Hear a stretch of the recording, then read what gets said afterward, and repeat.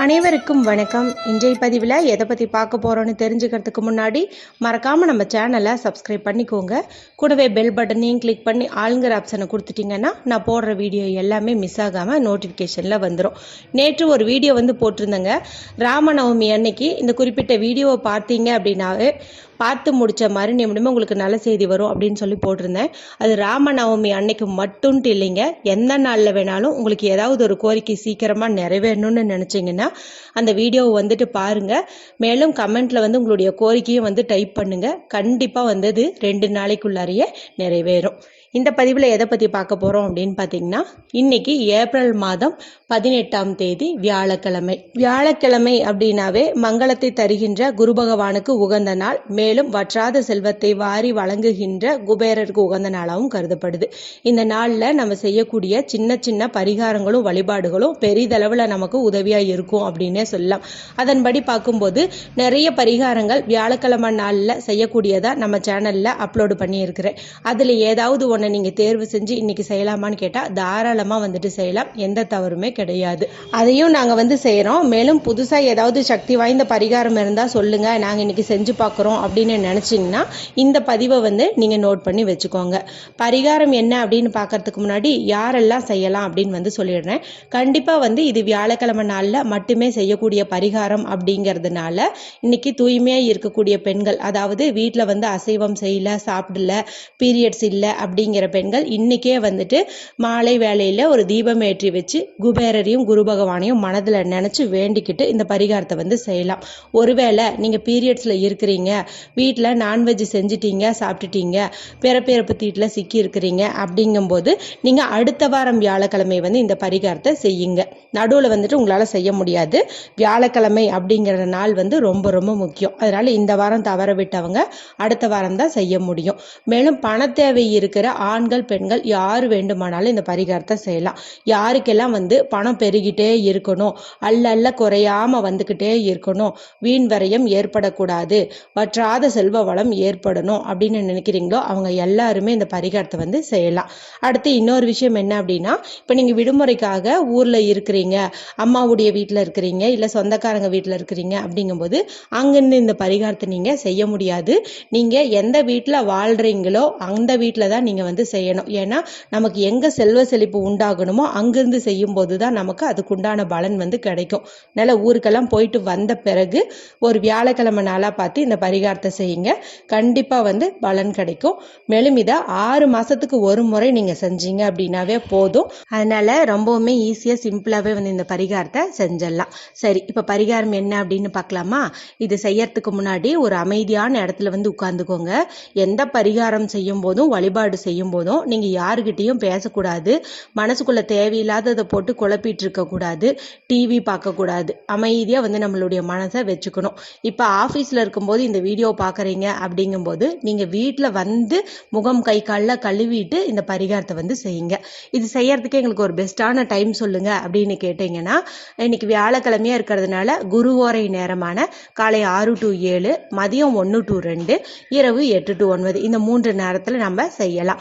இந்த 3 நேரமும் பார்க்க முடியாதுன்னு நினைக்கிறவங்க மாலை 5 மணியிலிருந்து இரவு 8 மணிக்குள்ள இருக்கிற குபேர காலம்னு சொல்லக்கூடிய அந்த நேரத்தில் செய்யும் போதும் அற்புதமான பலன் கிடைக்கும். அதை தொடர்ந்து குருவாரையும் வரதுனால நீங்க மாலை 5 மணியிலிருந்து இரவு 9 மணி வரைக்குள்ள இருக்கிற டைமையும் நீங்க ஃபாலோ பண்ணிக்கலாம். இந்த பரிகாரம் செய்யும்போது நீங்கள் குபேர திசையான வடக்கு திசையை பார்த்த மாதிரி நீங்கள் உட்கார்ந்துக்கோங்க. அடுத்து தேவையான பொருட்கள் என்னென்ன அப்படின்னு பார்த்தீங்கன்னா, எந்த கோடும் இல்லாமல் கிறுக்களும் இல்லாமல் ஒரு ஒயிட் ஷீட் எடுத்துக்கோங்க. அடுத்தது பச்சை நிறத்தில் இங்கு வரக்கூடிய பேனா, ஸ்கெட்ச் பென்சில், மார்க்கர் இந்த 3ல் ஏதாவது ஒன்று எடுத்துக்கோங்க. இந்த இடத்துல பச்சை நிறம் எங்ககிட்ட இல்லைன்னு நினைக்கிறவங்க அதை வாங்கிட்டு வச்சு அடுத்த வாரம் கூட இந்த பரிகாரத்தை செஞ்சுக்கோங்க. பச்சை நிறத்தில் எழுதும்போது அதிக பலன் கிடைக்கும். மேலும் சீக்கிரமாகவே நம்முடைய கோரிக்கை நிறைவேறும். ஏன்னா குபேரருக்கு உரிய நிறம்னு பார்க்கும்போது பச்சை நிறம், மேலும் பண விஷயத்துக்காக நம்ம பயன்படுத்தக்கூடிய நிறம்னு பார்க்கும்போது இந்த பச்சை நிறம் தான். அதனால அதை கண்டிப்பாக நீங்கள் பயன்படுத்தணும். அடுத்து நமக்கு ஒரு சிறு துண்டு பட்டை வந்து தேவைப்படுது. ரொம்ப பெருசு கூட கிடையாது. 1 இன்ச் அளவுக்கு இருந்துச்சு அப்படின்னாவே போதும். இது வந்து சுருள் பட்டையாக இருந்தாலும் சரி, இல்லை சாதாரண பட்டையாக இருந்தாலும் சரி, 1 இன்ச் அளவுக்கு வந்துட்டு நீங்கள் எடுத்துக்கோங்க. இப்போ என்ன பண்ணுறீங்க அப்படின்னா, உங்களுக்கு எவ்வளவு பண தேவையுள்ளதோ அதெல்லாம் வந்துட்டு பூர்த்தி ஆகணும்னு முதல்லையே வந்துட்டு நீங்கள் வேண்டிக்கோங்க. இப்போ பூஜை அறையில் விளக்கேற்றி வச்சு அங்கேயே உட்காந்து இந்த பரிகாரத்தை நீங்கள் செஞ்சாலும் சரி, இல்லை தீபம் ஏற்றி வச்சுட்டு ஹாலில் உட்காந்து பரிகாரம் செஞ்சாலும் சரி, அது உங்களுடைய விருப்பம். மனதிற்குள்ளே யாரையாவது நீங்க குரு பகவானையும் குபேரரையும் வந்து வேண்டிக்கோங்க.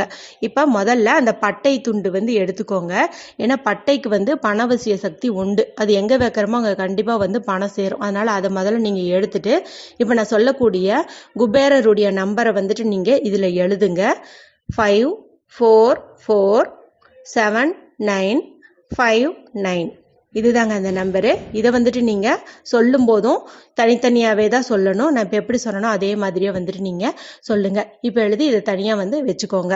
அடுத்து அந்த ஒயிட் ஷீட் எடுத்துக்க சொன்னோம் பார்த்தீங்களா, அந்த ஷீட்டில் இப்போ 1 2 3 9 வரைக்கும் வந்துட்டு நீங்கள் போட்டுக்கோங்க. போட்டுட்டு இப்போ நான் சொல்கிறேன் இந்த மந்திரத்தை வந்து நீங்கள் 9 முறை வந்து எழுதுங்க. ஓம் ஸ்ரீம் விட்டேஸ்வராய நமக. ஓம் ஸ்ரீம் விட்டேஸ்வராய நமக. ஓம் ஸ்ரீம் விட்டேஸ்வராய நமக. இந்த மந்திரத்தை நீங்கள் 9 முறை வந்து எழுதுங்க. 9 முறை எழுதும் போதும் நீங்கள் இதே மாதிரி வந்துட்டு சொல்லுங்க. வடக்கு பக்கம் பார்த்த மாதிரி சொல்லும் போது நமக்கு அற்புதமான பலன்கள் வந்து கிடைக்கும். அதனால எழுதும் போது நீங்கள் வந்துட்டு சொல்லிக்கிட்டே எழுதுங்க. இப்போ இது மேலே அந்த பட்டை துண்டை வந்து நீங்கள் வச்சுக்கோங்க. அடுத்து நமக்கு தேவைப்படுறது அப்படின்னு பார்த்தீங்கன்னா 9 சில்லறை காசு வந்து தேவைப்படுது. இப்போ 1 ரூபாய் நாணயமே 9 உங்ககிட்ட இருந்துச்சு அப்படின்னா ரொம்ப ரொம்ப நல்லது. இல்லை 5 ரூபாய் நாணயம் 9 வச்சிருக்கிறீங்க அப்படின்னா அது அதை விட நல்லது. ஏன்னா 5ங்கிற எண் வந்து குபேரருக்கு உகந்த எண்ணா கருதப்படுது. ஒரே மாதிரி நாணயத்தை பயன்படுத்தும் போது இன்னும் நமக்கு பலன் கிடைக்கும். அதனால 9 5 ரூபாய் நாணயம் எடுத்துக்கோங்க, இல்லைன்னா 9 1 ரூபாய் நாணயம் எடுத்துக்கோங்க. எது இருக்குதோ அதை வந்துட்டு நீங்க எடுத்துக்கோங்க.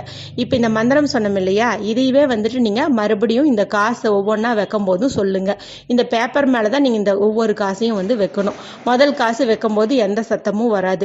2வது தடவை நீங்க வைக்கும் போது அந்த காசு மேலேயே வந்து வைங்க. அப்போ காசு இன்னொரு காசோட மோதும் போது ஒரு ஒளி எழுப்பும்.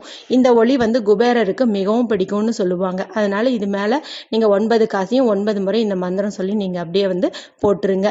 அதன் பிறகு உங்களுக்கு தேவையான பணம் உங்ககிட்ட வந்து சேர்ற மாதிரி ஒரு நிமிடம் வந்து கற்பனை பண்ணிக்கோங்க. அதன் பிறகு இந்த பேப்பர் மேல இருக்கிற பட்டை 9 ரூபாய் காசு இதெல்லாமே நீங்க எடுத்துட்டு போயிட்டு இப்போ உங்க வீட்டுல பீரோல பச்சை நிறத்துல ஏதாவது புடவை வச்சிருக்கீங்கன்னு வச்சுக்கோங்க. அது வந்து பட்டு புடவையா இருக்கலாம், இல்லைன்னா சாதாரண காட்டன் புடவையா இருக்கலாம். எதுவா இருந்தாலும் சரி, பச்சை நிறத்துல புடவை வச்சிருந்தீங்க அப்படிங்கும்போது அந்த புடவைய கொஞ்சம் விரிச்சு அந்த புடவைக்கு உள்ள வந்துட்டு, அதாவது இந்த முதல் மடிப்புக்குள்ள வந்துட்டு நீங்க இதை அப்படியே வந்து பத்திரமா வந்து வச்சிடுங்க.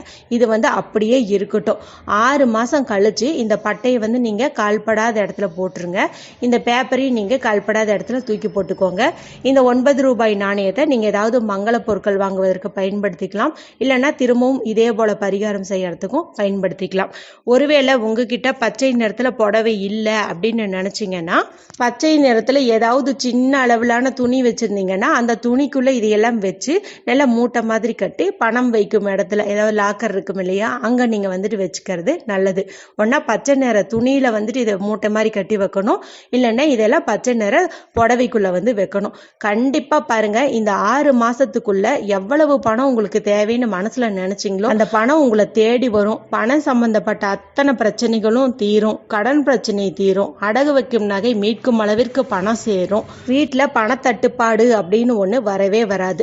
மேலும் நேரம் கிடைக்கும் போதெல்லாம் ஓம் ஸ்ரீஸ்வராய நமக அப்படிங்கிற மந்திரத்தை நீங்க சொல்றது ரொம்ப ரொம்ப நல்லது. எல்லா நாளும் சொல்ல முடியல அப்படின்னா கூட வியாழக்கிழமை நாள்ல தீபம் ஏற்றி வச்சு வடக்கு திசையை பார்த்த மாதிரி இதை 9 முறையோ இல்ல 36 முறையோ சொல்லும் போது அற்புதமான பலன் வந்து உங்களுக்கு கிடைக்கும். கண்டிப்பா இந்த பரிகாரத்தை செஞ்சு பாருங்க. மற்றதெல்லாம் உங்களுக்கு கை கொடுக்கலன்னா கூட இந்த சிம்பிளான பரிகாரம் கண்டிப்பா உங்களுக்கு உடனடி பலனையே கொடுக்கும். இந்த வீடியோ உங்களுக்கு பிடிச்சிருந்துச்சுன்னா மற்றவங்களோட ஷேர் பண்ணிக்கோங்க. லைக் பண்ணுங்க, கமெண்ட் பண்ணுங்க. மற்றும் ஒரு பயனுள்ள பதிவில் உங்களை சந்திக்கிறேன். நன்றி, வணக்கம்.